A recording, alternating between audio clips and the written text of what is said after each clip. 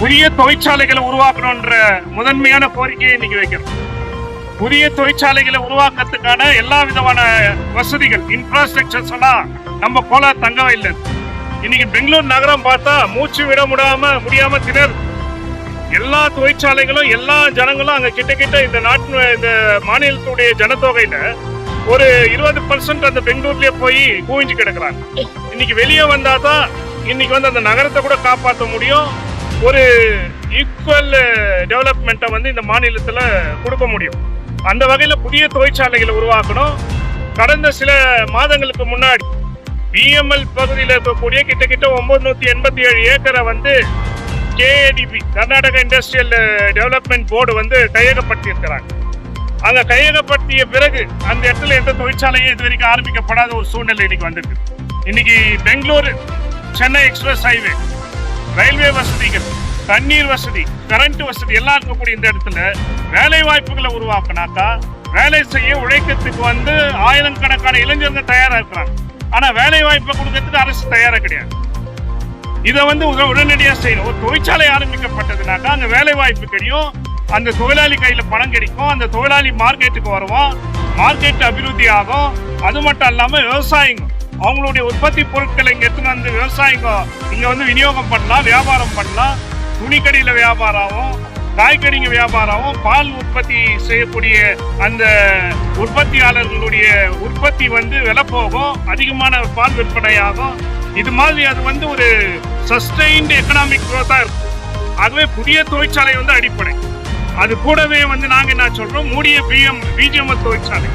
அந்த பிஜிஎம்எல் தொழிற்சாலையை மூடிய பிறகு கிட்ட 50% நிலுவா பணத்தை இன்னும் கூட இந்த அரசு கொடுக்காம ஏமாத்தின்னு வராங்க. 3300 தொழிலாளி கடைசியா என்ன இருந்தாலும் அதுல கிட்ட 1200 தொழிலாளி இன்னைக்கு இறந்துட்டு தான் செய்தி இருக்கு. ஆனாலும் கூட இந்த அரசு அவங்களுக்கு கொடுக்க வேண்டிய நியாயமான அந்த நிலுவ பணத்தை இது வரைக்கும் கொடுக்காதது மிகப்பெரிய அவமானமான ஒரு விஷயம். அந்த பகுதியில் வசிக்கக்கூடிய வீடுகள் இன்னைக்கு ஏற்கனவே தொழிலாளிங்க என்ன ரோல்ல இருந்தாங்களோ 2800 பேர், 3300ல 2800 பேருக்கு வீடுகளை பொசிஷன் சர்டிபிகேட் கொடுக்கறான்றான். அதுலயே குளறுபடி. ஆனாலும் கூட மீதி இருக்கக்கூடிய ஒரு 8000 9000 வீடுகள் ஏற்கனவே எக்ஸாம்பிளாய்ஸ்னுடைய பிள்ளைகள், சகோதரிகள், துணைவியார்கள் அவங்க எல்லாம் வசிக்கக்கூடிய வீடுகளை கூட இன்னைக்கு சொந்தமாக்கணும். மத்திய அரசாகட்டும் மாநில அரசாகட்டும் இன்னைக்கு என்ன சொல்றாங்கன்னாக்கா எல்லாருக்கும் வீடு கொடுக்குறோம்.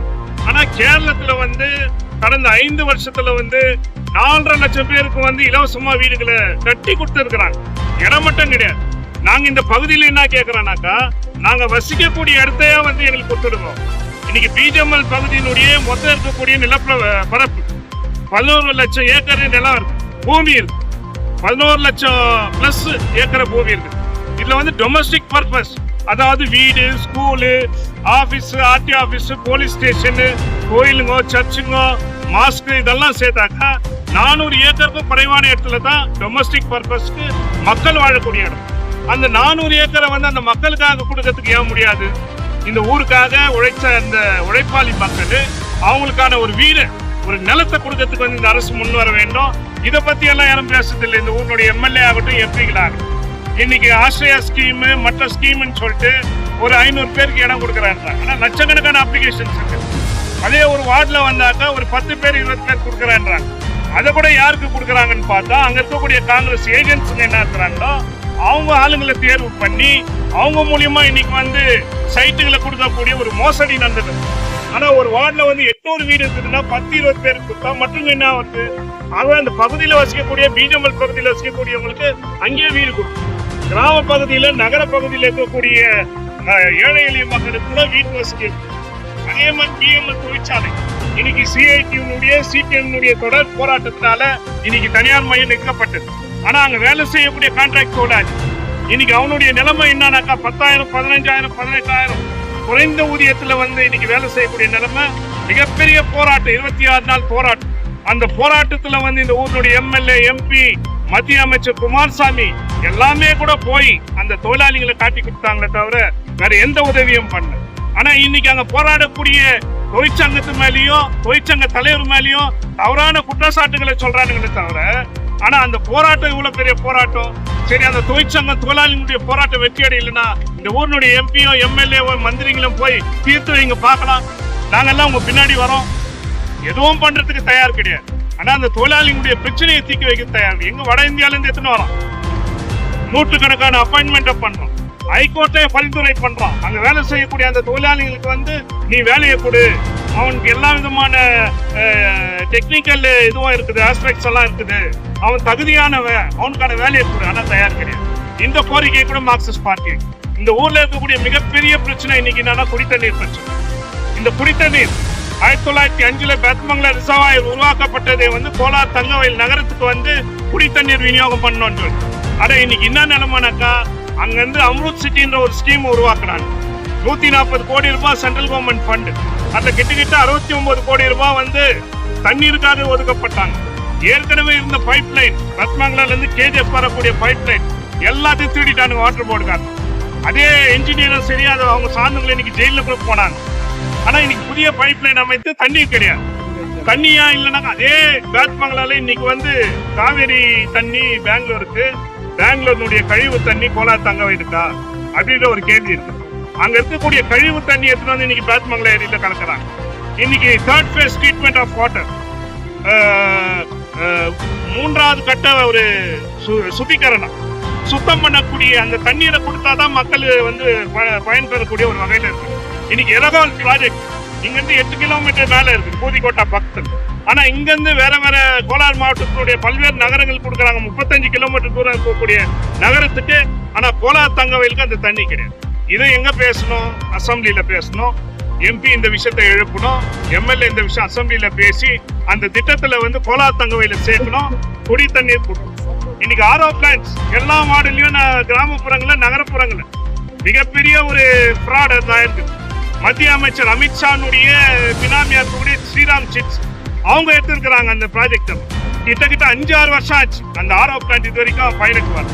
கரண்ட் கொடுத்தா முனிசிபாலிட்டி மூலியமா, கவுன்சிலர் மூலியமா நாங்க கரண்ட் கனெக்ஷன் கொடுத்தோம், போர்வேலை கொடுத்தோம். ஆனா செயல்பாடு இல்லாத. அப்ப இந்த ஊருக்கு குடித்தண்ணீர் முக்கியமான விஷயம். அது கூடவே சுகாதாரம். இன்னைக்கு ஒரு மாசமா நாம பாக்குறோம் நம்ம கோலார் தங்கவயலுடைய ஹாஸ்பிட்டலுடைய நிலைமை. ஆக்சிடென்ட் ஆகி போனாக்கா பெங்களூருக்கு அனுப்புறோம், குப்பத்துக்கு அனுப்புறோம், போற வழியில உயிர் போகும். ஒரு ஹார்ட் சம்பந்தப்பட்ட நோய், ஒரு ஹார்ட் அட்டாக் ஆச்சுனாக்கா ஒரு ஐசியூ கிடையாது, எதுவும் கிடையாது. இன்னைக்கு இந்த ஹாஸ்பிட்டல்ல நம்ம கேட்கிறது என்னன்னாக்கா, ஒரு மல்டி ஸ்பெஷாலிட்டி ஹாஸ்பிட்டல் இந்த ஹாஸ்பிட்டலை உருவாக்கணும். இன்னைக்கு இருக்கக்கூடிய டிஸ்ட்ரிக்ட் ஸ்டேட்டஸ் வந்து தக்க வைக்கணும், தாலுக் ஸ்டேட்டஸ் பண்ணக்கூடாது. அங்க கார்டியாலஜி டிபார்ட்மெண்ட் உருவாக்கணும், யூராலஜி பண்ணணும், நியூராலஜி பண்ணணும். இதுக்கெல்லாம் கிடையவே கிடையாது. ஒரு எம்ஆர்ஐ ஸ்கேனு, சிடி ஸ்கேனு, ஒரு மல்டி பர்பஸ் பிளட் டெஸ்ட், ஒரு யூனிட், இதெல்லாம் பண்றதுக்கான ஒரு நிலைமை கூட இன்னைக்கு இருக்காது.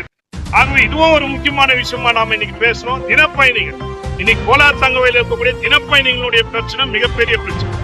இன்னைக்கு அந்த தொழிலாளிகளுக்கு வந்து பங்கார்பேட்டு மாரிக்குப்பம் இடையில வந்து இரட்டை வழி பாதை அமைக்கணும், குப்பம் மாரிக்குப்பம் லைன் இணைப்பு வந்து துரிதப்படுத்தணும். இது ஒரு முக்கியமான அம்சமா இருக்கு. அதுவே ஒட்டுமொத்தமா பிஜிஎம்எல், பிஎம்எல், குடித்தண்ணீர், சுகாதாரம், அது மட்டும் இல்லாம ஹாஸ்பிட்டல் வசதி, கான்ட்ராக்ட் தொழிலாளிகளுடைய பிரச்சனைகள், இது எல்லாமே முன்னிறுத்தி இன்னைக்கு கோலார் தங்கவயல்ல வந்து சிபிஐஎம் கட்சி, communist party of India, Marxist இந்த கையெழுத்து இயக்கத்தை நடத்துறோம். அதே மாதிரி மாநில அளவிலான பல்வேறு பிரச்சனைகள், இன்னைக்கு விவசாயிகளுடைய பிரச்சனைகள், இன்னைக்கு தொழிலாளிகளுடைய பிரச்சனை. ஏற்கனவே இங்க வேலை கிடையாது, நிரந்தர வேலை போயாச்சு, கான்ட்ராக்ட் தொழிலாளியா இருக்கிறோம். ஏற்கனவே போராடி பெற்ற தொழிலாளர் சட்டங்கள் கிட்டத்தட்ட 40-50 சட்டங்கள் இருந்ததை வந்து இன்னைக்கு மோடி அரசு 4 கோடா இன்னைக்கு மாத்திருக்கக்கூடிய ஒரு மோசமான நிலைமைக்கு இன்னைக்கு தள்ளப்பட்டு யாருக்கு ஆதரவா, இந்த நாட்டுடைய மிகப்பெரிய முதலாளிகளுக்கு ஆதரவா அந்த சட்ட திருத்தங்களை பண்ணி இருக்கிறாங்க. வரக்கூடிய நாட்கள்ல வந்து அது தொழிலாளிகளுக்கு எதிராக கொடுக்கப்பட்ட ஒரு போராட்டம் இன்னைக்கு வந்து மார்க்சிஸ்ட் பார்ட்டி இன்னைக்கு பாக்குறோம். அந்த வகையில தலித்துகளுடைய பிரச்சனை மிக இந்த கேஜிஎஃப் கான்ஸ்டிட்யூன்சியும் சரி, கோலார் பாராளுமன்ற தொகுதியும் இன்னைக்கு தலித்துகள் அதிகமாக வாழக்கூடிய பகுதி. இன்னைக்கு தலித்துகள் மேல நடக்கக்கூடிய தாக்குதல், அவங்களுக்கு கிடைக்க வேண்டிய சலுகைகள், இன்னைக்கு ரிசர்வேஷன், அதை பத்தி பெண்கள் சம்பந்தப்பட்ட விஷயங்கள், இது எல்லாமே கூட இந்த கோரிக்கைகளா வைத்து இன்னைக்கு கோலார் தங்கவயல் முழுக்க 30,000 வீடுகளை வந்து மார்க்சிஸ்ட் பார்ட்டி சந்திக்கணும். அவங்களுக்கு வந்து இந்த விஷயங்களை சொல்லணும். இதெல்லாம் நடக்கக்கூடிய நேரத்தில் இந்த ஞானத்தை நாங்க எடுத்துன்னு போறோம்னாக்கா, மக்கள் மத்தியில இந்த பிரச்சனைகளை எடுத்துன்னு போய் அவேர்னஸ் கொடுக்கணும், தெளிவுபடுத்தணும். இதுதான் உண்மையான பிரச்சனைகள் இந்த ஊர்ல. இந்த பிரச்சனைகள் தீர்க்கப்பட வேண்டும். இந்த பிரச்சனைகளை தீர்க்கப்பட்டாக்கா மக்கள் நல்ல விதமா வாழ்வாங்க. ஆனா அரசோ தேர்வு செய்யப்பட்ட பிரதிநிதிகளோ முதலாளிகளுக்கும் மிகப்பெரிய பணக்காரர்களுக்கு ஆதரவா இருக்கிறாங்களே தவிர மார்க்சிஸ்ட் பார்ட்டி மட்டும்தான் சாதாரண மக்களுக்கு இருக்கக்கூடிய ஏக்கமா இந்த நாட்டில் இருக்கிறது. இன்னைக்கு கோலார் தங்கவயலை நிரூபிக்கின்ற வகையில இன்னைக்கு மக்கள் மத்தியில போய் பிரச்சாரம் செய்யறது, அவங்க கிட்ட கையெழுத்து இயக்கம் வாங்குறது. வரக்கூடிய டிசம்பர் 21 பெங்களூர்ல ஒரு மிகப்பெரிய ஒரு பேரணி பொதுக்கூட்டத்தை நடத்துதுன்னு சொல்லிட்டு இன்னைக்கு மார்க்சிஸ்ட் பார்ட்டி முடிவு பண்ணியிருக்கிறோம். ஆகவே இது ஒரு மக்கள் இயக்கமா மாறுபட்டாதான் இந்த ஊர்களுடைய பிரதிநிதிகளும் சரி, எம்எல்ஏக்களும் எம்பிக்களும் அரசும் கூட இன்னைக்கு மாறக்கூடிய நிலைமை உருவாகும். அவங்கள மாற்றக்கூடிய வேலைகளை நிச்சயமா இந்த மக்கள் இயக்கம் வரக்கூடிய நாட்கள்ல செய்யன்றது இந்த நேரத்துல சொல்லிக்கொண்டு, இதுக்கு மக்கள் எல்லோரும் ஆதரவு, கையெழுத்து இயக்கத்துல ஆதரவு. சிபிஎம் பார்ட்டி இன்னைக்கு ஒரு உதாரணம் சொன்னாங்க. மிகப்பெரிய கார்பரேஷன் ஆஃப் இந்தியன் இண்டஸ்ட்ரீஸ் முதலாளிகளோட ஒரு கூட்டமை. அவன் ஒவ்வொரு கட்சிக்கும் நன்கொடை கொடுக்கும். அந்த நன்கொடை கொடுக்கும் போது சிபிஎம் பார்ட்டியினுடைய ஓட்டு சதவீதத்தையும் பார்த்து கடந்த 5 ஆண்டுகளுக்கு முன்னால ஒரு 30 கோடி எடுத்து எங்களுக்கு நன்கொடையா கொடுக்கும். நாங்க அதை நிராகரிச்சோம். சிபிஎம் பார்ட்டி பொலிட் பியூரோ அதை நிராகரிச்சாங்க. எங்களுக்கு உங்களுடைய பணம் தேவையில்லை, எங்களுக்கு உங்களுடைய எந்தவித சலுகையும் தேவையில்லை. உங்க பணம் வாங்கினா உங்களுக்காக நாங்க பேச வேண்டியது வரும். நாங்கள் இருக்கிறது சாதாரண தொழிலாளி வர்க்கத்துக்காக, விவசாய கூலி தொழிலாளிகளுக்காக, சாதாரண மக்களுக்காக இருக்கக்கூடிய எங்கள் இயக்கம். சாதாரண மக்கள் இடத்துல போறோம். அவங்க கொடுக்கக்கூடிய 5 ரூபாய், 10 ரூபாய், 100 ரூபாய் அந்த நன்கொடை மூலியமா தான் அந்த இயக்கம் நடக்கும். அந்த மக்களுக்காகவே குரல் கொடுப்போம். அந்த வகையில மக்கள் நிதி நன்கொடை மூலியமா கூட இந்த இயக்கத்துக்கு ஆதரவு தெரிவிக்கணும்னு சொல்லிக்கொண்டு, இந்த மக்கள் இயக்கம் இன்னைக்கு கையெழுத்து இயக்கமா, மக்களை சந்திக்கின்ற இயக்கமா, இந்த நாடு முழுக்க, இந்த கர்நாடக மாநிலம் முழுக்க, கோலார் தங்கவயல் முழுக்க மக்கள் இயக்கமா மாறுபடுறதுக்கான போராட்டத்தை சிபிஎம் கட்சி நீங்க எடுத்துக்கிறோம். அந்த வகையில நீங்க எல்லாம் ஆதரவு தெரிவிக்கணும்னு சொல்லி இந்த நேரத்தில் தெரிவிச்சுக்கணும்.